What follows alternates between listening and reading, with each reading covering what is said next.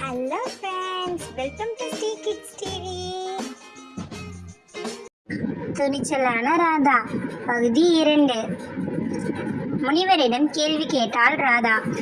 அழகான ஒரு அதிகாலை பொழுதுல பூஞ்சோலை கிராமத்துல ராதா பசங்களோட விளையாடுறதுக்காக வெளியில வந்தாளாம். அதே சமயம் ஒரு முனிவர் பூஞ்சோலை கிராமத்துக்கு வந்தாராம். வரும்பொழுது முனிவர் சொன்னாராம், அட, இது ரொம்ப அழகான கிராமமா இருக்கே, இங்கதானே அந்த குட்டி பெண் ராதா இருக்கிறாள். ஹஹா, இன்னைக்கு அவ என்ன கேள்வி கேட்கிறான்னு நான் பாக்குறேன் அப்படின்னு சொன்னாராம். சொல்லிக்கிட்டே ஊருக்குள்ள வந்த முனிவர் ஊர் நடுவுல இருக்க ஒரு மரத்தடியில உட்காந்து தியானம் பண்ண ஆரம்பிச்சாராம். முனிவர் தியானம் பண்றத பார்த்த மக்கள் ஒவ்வொருவரா அங்க வர ஆரம்பிச்சாங்களாம். அப்போ ராதா மரமேற்ற பாட்டியோட வீட்டு வாசல்ல விளையாடிட்டு இருந்தாளாம். அப்போ அங்க வந்து சேது பாட்டிய பார்த்து பேச ஆரம்பிச்சாராம். பாட்டி, உங்களுக்கு ஒரு விஷயம் தெரியுமா? ஊருக்குள்ள பெரிய முனிவர் வந்திருக்காரு. அவர் முக்காலம் உணர்ந்தவராம். அவர்கிட்ட போய் கேட்டா நம்ம நினைச்சதெல்லாம் நடக்கும்னு சொல்றாங்க. வாங்க போலாம் அப்படின்னு கூப்பிட்டாராம் சேது. அதை கேட்ட பாட்டியோ சரி போகலான்னு நினைச்சாங்களாம். அங்க விளையாடிட்டு இருந்த ராதாவை பாட்டி கூப்பிட்டாங்களாம். ராதாவும் அருகில வந்தாலாம்.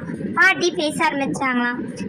ராதாமா, ஊருக்குள்ள ஒரு சக்தி வாய்ந்த முனிவர் வந்திருக்காராம்.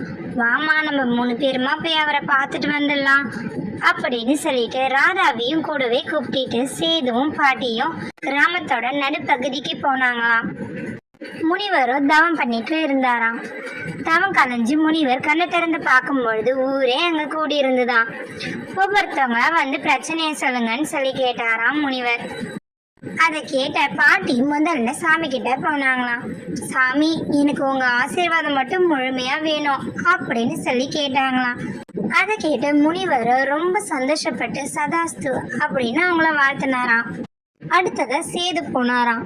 சேது சாமியை பார்த்து, சாமி, என் தொழில நிறைய கஷ்டங்கள் இருக்கு, அது எல்லாம் சரியாகணும்னு எனக்கு அருள் புரியுங்க அப்படின்னு சொன்னாராம். அதை கேட்ட சாமியும் நல்லதே நடக்கும் அப்படின்னு சொன்னாராம். அதுக்கு அடுத்தது வாணி சாமியார பார்க்க வந்தாங்களாம். எனக்கு நல்ல வேலை கிடைக்கணும் சாமி அப்படின்னு கேட்டாங்களாம்.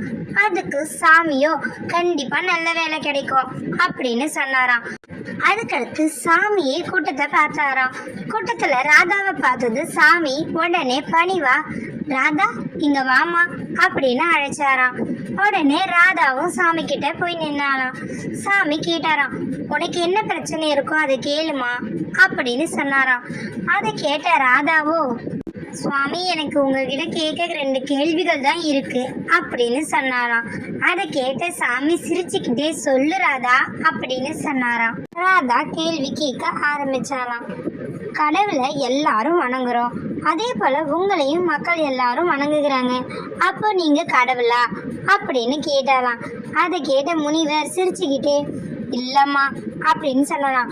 அப்போ உங்களுக்கும் கடவுளுக்கும் என்ன வித்தியாசம் அப்படின்னு கேட்டாலாம் ராதா. அதை கேட்ட முனிவர் சிரித்து கொண்டே, நான் ஒரு அனுபவசாலிமா, என் வாழ்க்கையில இருக்கிற இன்பம் துன்பம் கவலை பணம் ஏழ்மை எல்லாத்தையும் பார்த்து அதிலிருந்து என்னை விடுபட்டு நான் துறவு பூண்டு முனிவராக ஆயிருக்கேன். ஆனால் கடவுள் அப்படி இல்லை. கடவுள் இந்த உலகத்தில் இருக்க எல்லா உயிரினங்களையும் அவர் தான் படைக்கிறார் அப்படின்னு சொன்னாராம். அதை கேட்ட ராதா தன்னோட 2வது கேள்வியை கேட்க ஆரம்பிச்சாலாம். கடவுள் தான் எல்லாரையும் படைக்கிறார்னு சொல்றீங்க, அப்புறம் ஏன் கடவுள் கஷ்டங்களை மக்களுக்கு தருகிறார் அப்படின்னு கேட்டாலாம் ராதா. அதை கேட்ட முனிவரோ புன்னகையுடன், ராதா, உனக்கு வைரம் தெரியுமா அப்படின்னு கேட்டாராம். தெரியுமே அப்படின்னு சொன்னாலா ராதா. அதை தொடர்ந்து முனிவரோ, அது மண்ணில் இருக்கும்போது யாருக்கும் அதன் அருமை தெரியாது, ஆனால் அதுவோ ஒரு நகையாக உருவெடுத்த பிறகு அதோட மதிப்பை பார்த்து எல்லாரும் ஆச்சரியப்படுகிறார்கள். ஆனால் அது கடந்து வந்த பாதை என்பது ரொம்ப கடினமானது, அதனால்தான் அதன் மதிப்பும் உயர்வாக உள்ளது. அதுபோலதான் மனித வாழ்க்கையில் மனிதன் படும் அனைத்து துயரங்களும் அவனை உயர்ந்த நிலைக்கு எடுத்து செல்லவே உதவுகிறது அப்படின்னு சொன்னாராம். அதை கேட்ட ராதா ரொம்ப சந்தோஷமா, நன்றி முனிவரே, எனக்கு இப்ப நீங்க சொன்னது நல்லா புரிஞ்சுது அப்படின்னு சொன்னாராம். அதை தொடர்ந்து முனிவர் பேச ஆரம்பித்தாராம். ராதா, இவ்வளவு பேர் இருக்க கூட்டத்துல நீ துணிச்சலா என்னிடம் கேள்வி கேட்டது அருமை. அதை விட நீ காட்டில் சிங்கத்திற்கு உதவி செய்தாயே, அது உன் உன்னத தன்மையை வெளிக்காட்டுகிறது. உனக்கு சிங்கம் அளித்த வாக்குறுதியை பற்றி எனக்கு தெரியும். அதனால் உனக்கு நான் ஒரு வரம் தரப்போகிறேன் அப்படின்னு சொன்னாராம். அதுக்கு ராதா என்ன வரும் அப்படின்னு கேட்டாராம். அதுக்கு முனிவரோ, உன் பணிவான குணத்திற்கு இனி அனைத்து விலங்குகள் பேசுவதையும் நீ கேட்பாயாக என்ன சொல்லி சதாஸ்து அப்படின்னு வாழ்த்தினாராம். அது கேட்ட ராதா ரொம்ப சந்தோஷப்பட்டு, ரொம்ப நன்றி முனிவரே அப்படின்னு சொல்லலாம். அதை கூடியிருந்த ஊர் மக்கள் எல்லாரும் பார்த்தாங்களாம். மக்கள் ஒருவருக்குள் ஒருவராக, பாரு இந்த ராதா எவ்வளவு துணிச்சலா இருக்கா, சிங்கத்துக்கெல்லாம் உதவி செய்திருக்கா, அதனால்தான் முனிவரே கூட்டு வரம் கொடுத்திருக்காரு அப்படின்னு ராதாவை புகழ ஆரம்பிச்சுட்டாங்களாம்.